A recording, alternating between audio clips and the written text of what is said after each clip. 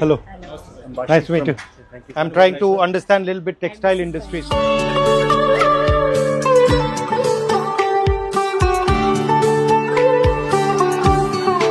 These are from Andhra. So these are Kalamkari patterns. These are Ajrak print, Gujarat in Kutch. This is Jamdani from West Bengal.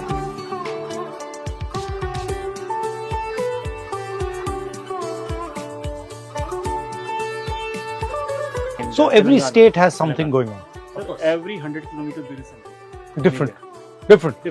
You got into this business yourself, or were your My father. Your father. HP So you my learned. father. So you learned from him, and he was the first person. He in. was the first person. And what he was also doing the same, First person in undivided India. Technically the 11th generation doing this. doing this.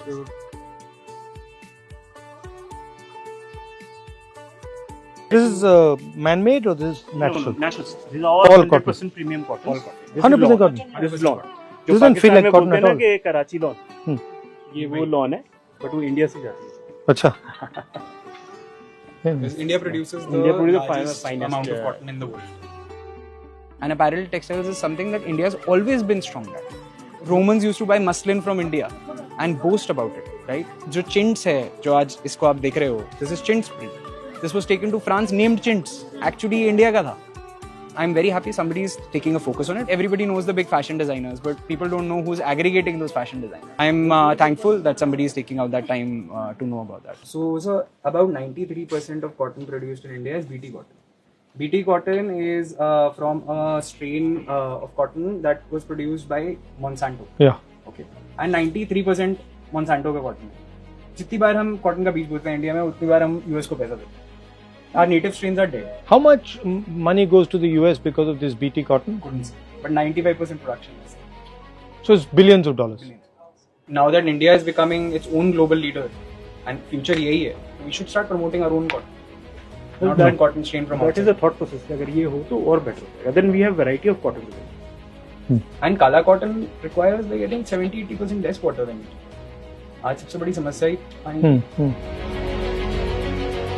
जैसे मैंने बताया कि BT cotton is cotton from outside of India, right? वैसे similarly all certifications governing जो हमारी factory को govern करते हैं are from outside of India. Every single time we get a certificate or a factory gets a certificate, money is going directly out of India. Government could technically make a self-governing certification body.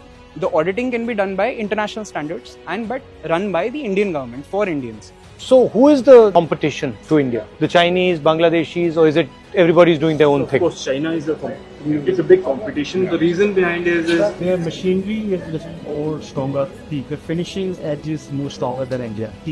So that is the reason they do. Bangladesh is cheaper is because they import from China and they make it there. Add value It is and- cheaper. Value addition is the Indian strength. That is the reason we are still surviving. India till now has the best quality textiles by far than any other country. The only thing कि China was competitive edges too because they're technically more adept. And the scale, theirs is bigger or is the same? China is much larger. Much bigger. Like what? How much? What is the difference? So just to let you know, India does roughly 15 billion in textile and apparel export. China does roughly 70 or 150 billion. 10 times. So to India mein, one of the issues is that the supply chain is very scattered. China mein, it is all vertical. The one floor is doing dyeing, one floor is doing weaving, one floor is doing yarn cutting. Right. And here, if you want to do dyeing, you got to go somewhere else. Because इतना बड़ा infrastructure है नहीं. So you're talking about like a big textile zone. Zones should be the proper zones जहाँ पर सारी चीजें मौजूद, not just one. Due to हमारी land भी जो बहुत महंगी होने की वजह से हमारे जो infrastructures हैं वो properly बड़े develop नहीं हो पाते हैं because उसकी cost factors land की वजह से ही जो है funding बहुत ज़्यादा tight हो जाती है. So अगर हम infrastructure provide करा पाएं proper जो हो रहे हैं, लेकिन उसमें इंफ्रास्ट्रक्चर में वर्टिकल सेटअप्स की ज़रूरत है. वर्टिकल सेटअप्स की ज़रूरत है कि उसी जोन में right from fiber to product अगर बने तो हमारे कॉस्ट फैक्टर्स पे भी फर्क आ सकता है. How many people are working in this in hours in India? Massive. मतलब कितने? What? Odds. You can imagine if it's a 50 after yeah, it's Biggest. second largest economy. And what are your comments on the different parts of the value chain? Farmer, producer, designer. What is Farmer it? is grossly underpaid. Huh. actually this is where India loses out is because अगर cotton produce हो रहा है and cotton fabric बिक रहा है तो उस बीच में at least 10-20 hands get changed. इस logistic supply chain को we need to shorten. Otherwise it is going to be incredibly hard कि हम farmers को कुछ दे पाएं. And how do you shorten it? So technically government should do processing houses. The same idea you're saying. Put it all together. Okay. Thank you very much. Lovely to see you. Thank you, ma'am. Thank you. Nice to meet you. Thank you so Thank much. you. Yes. Our hope is that of course the voices get heard and practical things get implemented. हमारे पास integrated structures को support मिले, हमारे जो textile industry है वहाँ पर